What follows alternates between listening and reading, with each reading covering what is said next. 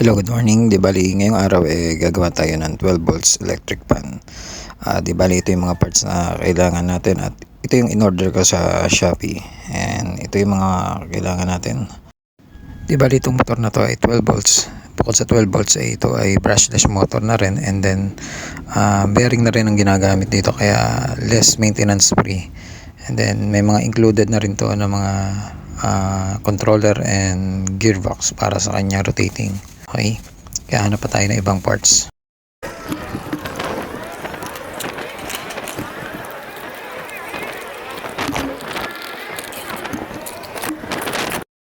Di bali, kompleto na yung mga parts na kailangan ko. Di bali, tatanggalin ko na lang mga hindi kailangan na gamit dito. Tapos lilinisin ko at pipinturahan ko na rin para maging kulay itim na rin itong pinaka-screen nya. Okay.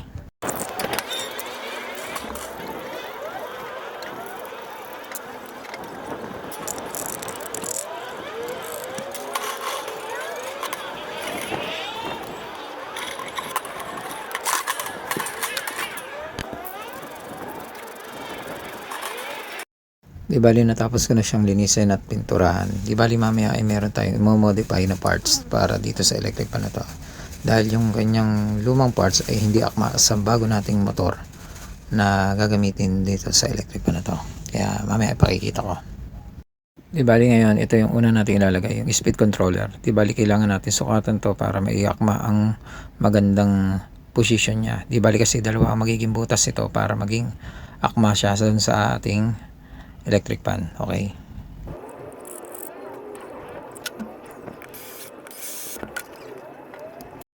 Di bali, tapos ko na nga siya ikabit.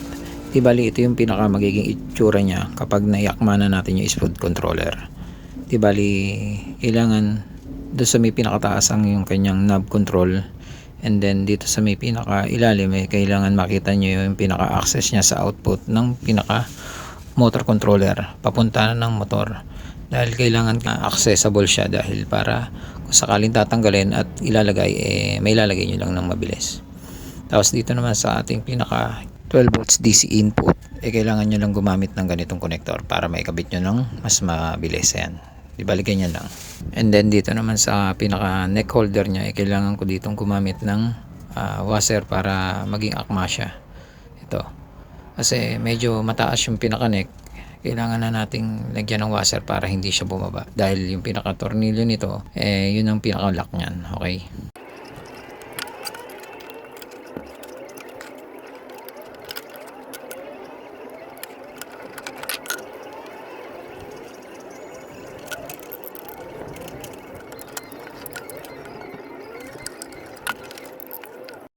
Di bali, dito naman hindi ko na naipakita sa inyo kung paano ko siya pinutol. Di bali, puputulan nyo lang siya ng sakto lang dun sa pinaka ikot ng kanyang pagpaling. Di bali, kailangan nyo lang siyang butasan, and then ayun, akmaan nyo lang ng konti kung ano yung sakto. Di bali, naikabit ko na nga yung pinaka wire nya. Ayan.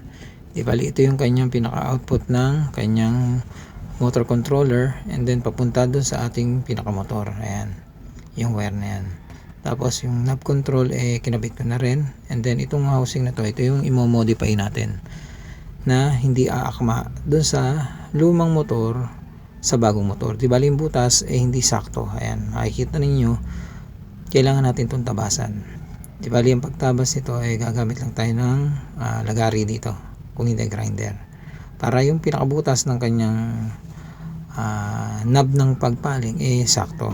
And then dito naman sa harap, kailangan din natin itong bawasan para hindi tumama doon sa pinaka neck sa ilalim.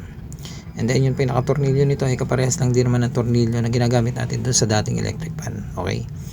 Ibali, tatabasan ko na to, and then ikakabit natin.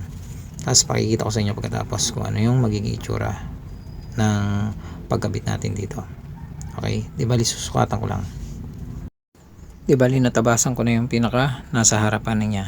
Ayan, nakikita ninyo, nakatornilyo na rin, and then makikita nyo sa ilalim, tinabasan ko yung pinaka ilalim para hindi tumama dun sa may pinaka neck ng ating electric fan.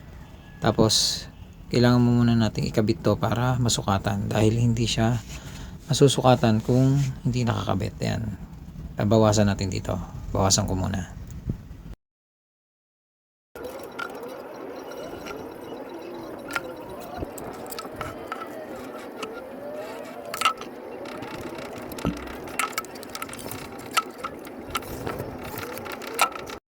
Di bali yun na nga, tapos na nga natin ikabit. Di bali yung pinaka cover niya sa likod ay naikabit ko na, pinaka knob natin naikabit na rin. Saktong-sakto na siya.